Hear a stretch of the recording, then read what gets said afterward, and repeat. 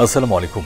সংবাদে আপনাদের সবাইকে স্বাগত জানাচ্ছি। আমি ফিরোজ তোহা। শুরুতেই সংবাদ শিরোনাম। বাংলাদেশের সর্বশেষ গুরুত্বপূর্ণ আপডেট সংবাদে আপনাকে স্বাগত। শুরুতেই সংবাদ শিরোনাম, পরে বিস্তারিত। শুরুতেই জানাবো, বৈষম্যবিরোধী ছাত্র আন্দোলনের শিক্ষার্থীদের উপর ডগ গ্যাং সদস্যদের হামলা। চট্টগ্রামে বৈষম্যবিরোধী ছাত্র আন্দোলনের শিক্ষার্থীদের উপর হামলার অভিযোগ উঠেছে ডগ গ্যাং সদস্যদের বিরুদ্ধে। শনিবার 11 জানুয়ারি সন্ধ্যার দিকে চট্টগ্রামের ওয়াসা মোড়ে একটি অফিসে ঘটনা ঘটে। এরপর জানাবো, সংখ্যালঘুদের উপর হামলা ভাঙচুরের 98% ঘটনা রাজনৈতিক কারণে। আওয়ামী লীগ সরকারের পতনকে কেন্দ্র করে দেশের বিভিন্ন স্থানে সংখ্যালঘুদের উপর হামলা ও বাড়িঘর ভাঙচুরের অভিযোগ উঠেছে। 1415টি অভিযোগের মধ্যে 98.4% হয়েছে রাজনৈতিক কারণে, বাকি 1.59% ঘটনা ঘটেছে সাম্প্রদায়িক কারণে। এদিকে পাচারের টাকায় প্রোপাগান্ডা ছড়াচ্ছে আওয়ামী লীগ, বললেন শফিকুল আলম। আওয়ামী লীগের আমলে পাচার করা টাকা এখন দেশের বিরুদ্ধে প্রোপাগান্ডা ছড়ানো হচ্ছে বলে জানিয়েছেন প্রধান উপদেষ্টার প্রেস সচিব শফিকুল আলম। শনিবার 11 জানুয়ারি জগন্নাথ বিশ্ববিদ্যালয়ে জুলাই বিপ্লব, গণমাধ্যমের ভূমিকা ও পরবর্তী প্রত্যাশা শীর্ষক এক আলোচনা সভায় সব কথা জানান তিনি। এদিকে বিজিবির প্রতিরোধে সীমান্তে বেড়া নির্মাণ বন্ধ রাখার সিদ্ধান্ত বিএসএফের। বাংলাদেশের রাজনৈতিক পথ পরিবর্তনের পর থেকে বাংলাদেশ ও ভারত সীমান্তে উত্তেজনা বিরাজ করছে। অবৈধ অনুপ্রবেশের অজুহাতে ভারতীয় সীমান্তরক্ষী বাহিনী বিএসএফ দুই দেশের সীমানায় বেড়া নির্মাণ শুরু করলেও এই উত্তেজনার সূত্রপাত হয়। তবে টানা কয়েক মাসের উত্তেজনা বাংলাদেশের সীমান্তরক্ষী বাহিনী বিজিবির বাধায় অবশেষে বেড়া নির্মাণ করতে পারেনি ভারতীয় সীমান্তরক্ষী বাহিনী বিএসএফ। জানাবো, 9 লক্ষ অভিবাসীকে নিয়ে যুক্তরাষ্ট্রের নতুন সিদ্ধান্ত বাধার মুখে পড়তে পারেন ট্রাম্প। যুক্তরাষ্ট্রের 9 লাখ অভিবাসীকে এখনই নিজ দেশে ফেরত যেতে হচ্ছে না। তাদের নির্বাসিত হওয়ার সময়কাল বাড়িয়েছে জো বাইডেন প্রশাসন। স্থানীয় সময় শুক্রবার 10 জানুয়ারি মার্কিন প্রেসিডেন্ট জো বাইডেনের প্রশাসন জানিয়েছে, ভেনেজুয়েলা, এল সালভাদর, ইউক্রেন ও সুদানের অভিবাসীদের দেয়া এই ছাড়ের মেয়াদ ফের নবায়ন করা হয়েছে। এই পদক্ষেপটি নবনির্বাচিত প্রেসিডেন্ট ডোনাল্ড ট্রাম্পের মাধ্যমে ওই সুরক্ষা বাতিলের অপচেষ্টাকে বিলম্বিত করবে বলে ধারণা করা হচ্ছে। এবং সর্বশেষ জানাবো, যুক্তরাষ্ট্রের লস অ্যাঞ্জেলেসে ভয়াবহ দাবানল, সহযোগিতার জন্য পোশাক, জুতা ও হাত ব্যাগ নিয়ে ছুটছে অনেকেই। চলতি সপ্তাহে যখন ভয়াবহ দাবানলে যুক্তরাষ্ট্রের লস অ্যাঞ্জেলেস পুড়ছিল, তখন রিয়েল এস্টেটের এজেন্ট জেন্না কুপার তার বন্ধুদের কাছে ক্ষতিগ্রস্ত লোকদের জন্য পোশাক সহ অনন্য সহযোগিতার আহ্বান জানান। খবর রয়টার্সের। প্রিয় দর্শক, এতক্ষণ শুনছিলেন সংবাদ শিরোনাম, এবারে বিস্তারিত। তবে তার আগে বন্ধুরা, অনুরোধ থাকবে সংবাদটিতে একটি লাইক দিন। এই চ্যানেল আপনি নতুন হয়ে থাকলে আমাদের সংবাদটি দেখতে দেখতে চ্যানেলটি সাবস্ক্রাইব করে রাখুন। কমেন্ট করে আপনার মূল্যবান মতামত জানিয়ে দিন আপনি বিশ্বের কোন দেশ থেকে বা বাংলাদেশের কোন স্থান থেকে আমাদের সংবাদটি দেখছেন এবং শুনছেন। এবারে বিস্তারিত। বৈষম্যবিরোধী ছাত্র আন্দোলনে শিক্ষার্থীদের উপর ডগ গ্যাং সদস্যদের হামলা। চট্টগ্রামে বৈষম্যবিরোধী ছাত্র আন্দোলনের শিক্ষার্থীদের উপর হামলার অভিযোগ উঠেছে ডগ গ্যাং সদস্যদের বিরুদ্ধে। শনিবার 11 জানুয়ারি সন্ধ্যা দিকে ওয়াসা মোড়ে একটি অফিসে ঘটনা ঘটে।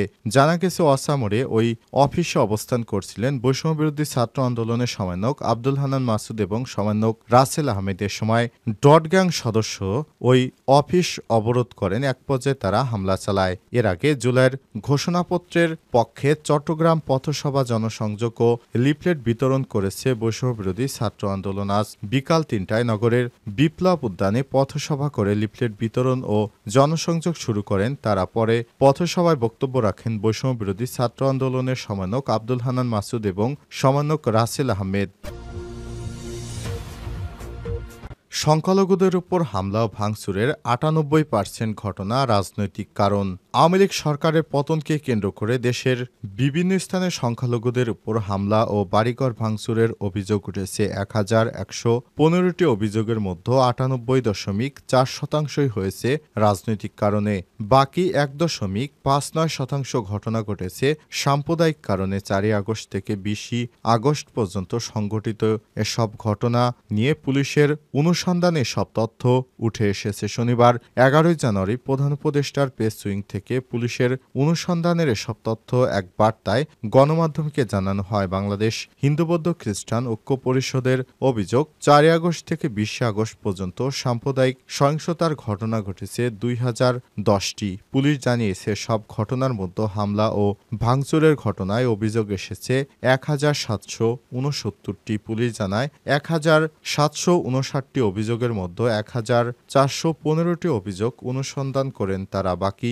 354টির অনুসন্ধান চলছে। অনুসন্ধান করা অভিযোগগুলোর মধ্যে 1254টির সত্যতা পাওয়া গেছে। বাকি 161টি অভিযোগের সত্যতা পাওয়া যায়নি। যে অভিযোগগুলোর সত্যতা পাওয়া গেছে তার মধ্যে 1234টি 98.4% ঘটনায় ঘটেছে রাজনৈতিক কারণে, 20টি অর্থাৎ 1.59 ঘটনা ঘটেছে সাম্প্রদায়িক কারণে। পুলিশের অনুসন্ধানের তথ্য বলছে 1415টি অভিযোগ অনুসন্ধানে সংশ্লিষ্ট স্থান, প্রতিষ্ঠান এবং ব্যক্তিদের সঙ্গে যোগাযোগ করেছে এবং প্রত্যেকটি স্থান পরিদর্শন করা হয়েছে।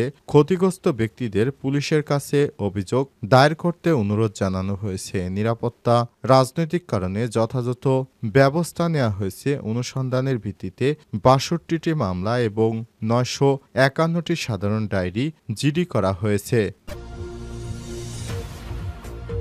পাচারের টাকায় প্রোপাগান্ডা ছড়াচ্ছে আওয়ামী লীগ, বললেন শফিকুল আলম। আওয়ামী লীগের আমলে পাচার করা টাকা এখন দেশের বিরুদ্ধে প্রোপাগান্ডা ছড়ানো হচ্ছে বলে জানিয়েছেন প্রধান উপদেষ্টার প্রেস সচিব শফিকুল আলম। শনিবার 11 জানুয়ারি জগন্নাথ বিশ্ববিদ্যালয়ে জুলাই বিপ্লবে গণমাধ্যমের ভূমিকা পরবর্তী প্রত্যাশা শীর্ষক এক আলোচনা সভায় সব তথ্য জানান তিনি। প্রেস সচিব বলেছেন, আওয়ামী লীগের আমলে বিশ্বের ঐতিহাসিক বড় ধরনের লুটপাট হয়েছে। বাংলাদেশে শেখ হাসিনা দেশের চোরতন্ত্র কায়েম করেছেন। অর্থের বিনিময়ে বড় বড় কোম্পানিকে কাজ দেয়াই ছিল তার কাজ। এ সময় পাচার করা অর্থ দিয়ে এখন প্রোপাগান্ডা ছড়ানো হচ্ছে। জুলাই বিপ্লবীদের উদ্দেশ্যে তিনি বলেছেন, প্রোপাগান্ডার মাধ্যমে তারা প্রতিষ্ঠিত করতে চায় যে এখানে এখন মৌলবাদী শক্তির উত্থান ঘটেছে, কোনো অভ্যুত্থান হয়নি। পরাজিত শক্তি আবার আমাদের জঙ্গি বানাতে চায়। জুলাই বিপ্লবে গণমাধ্যমের ভূমিকা নিয়ে প্রেস সচিব বলেছেন, অনেক গণমাধ্যম আন্দোলনকারীদের জাতির শত্রু হিসেবে তুলে ধরেছিল। গণমাধ্যমের ভাষা ব্যবহার করে তখন শাসকদের কাছে বার্তা দেয়া হচ্ছিল আন্দোলনকারীদের দমন করা উচিত। যদি ফ্যাসিস্ট শক্তি জয়ী হতো তাহলে 2 লাখ মানুষকে জেলে যেতে হতো। আর তখন ন্যারেটিভ হতো এই কিছু দুর্বৃত্ত দেশ জুড়ে অরাজকতা সৃষ্টি করেছে। সাংবাদিক শুধু পেশা নয়, একটি দায়িত্ব, মহান পেশা উল্লেখ করে শফিকুল আলম বলেছেন, জুলাই বিপ্লবে কারা কি ভূমিকা রেখেছে তা আমরা আরও ভালোভাবে বিশ্লেষণ করব। এজন্য তিনি সবাইকে তাদের অভিজ্ঞতা এবং পরামর্শ লিখে রাখার আহ্বান জানান। বিজিবির প্রতিরোধে সীমান্তে বেড়া নির্মাণ বন্ধ রাখার সিদ্ধান্ত বিএসএফের। বাংলাদেশের রাজনৈতিক পথ পরিবর্তনের পর থেকেই বাংলাদেশ ও ভারত সীমান্তে উত্তেজনা বিরাজ করছে। অবৈধ অনুপ্রবেশের অজুহাতে ভারতীয় সীমান্তরক্ষী বাহিনী বিএসএফ দুই দেশের সীমানায় বেড়া নির্মাণ শুরু করলেও এই উত্তেজনার সূত্রপাত হয়। তবে টানা কয়েক মাসের উত্তেজনার পর ফের বিএসএফ আবার বেড়া নির্মাণের কাজে হাত দেয়। তবে বিজিবির বাধার মুখে শেষ পর্যন্ত তারা বেড়া নির্মাণ করতে পারেনি।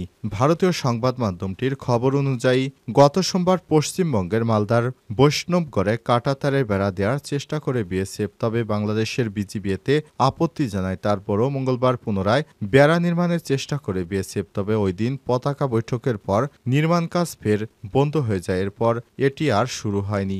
বিএসএফ এর সাউথ বেঙ্গল ফ্রন্টিয়ারের সিনিয়র এক কর্মকর্তা জানান, যেহেতু বেড়া নির্মাণ জরুরি নয় তাই প্রয়োজনীয় উত্তেজনা এড়াতে নির্মাণ কাজ বন্ধ রাখা হয়েছে। এটি দ্রুত শুরু হবে, তবে কবে নাগাদ শুরু হবে সে বিষয়ে কোনো কিছু জানাতে পারেননি তিনি। সামাজিক যোগাযোগ মাধ্যমে ভাইরাল হওয়া ভিডিওতে দেখা গেছে চাঁপাইনবাবগঞ্জের একটি গ্রামে মাটির বাংকার তৈরি করা হয়েছে, যেখানে পাহারা দিচ্ছে বিজিবির সদস্যরা। ওই সময় সেখানে সাধারণ মানুষকেও পাহারা দিতে দেখা যায়। তবে এখন বাংলাদেশ ভারত সীমান্তের ওই জায়গায় কোনো উত্তেজনা নেই বলে দাবি করেছে বিএসএফ এর ওই কর্মকর্তা।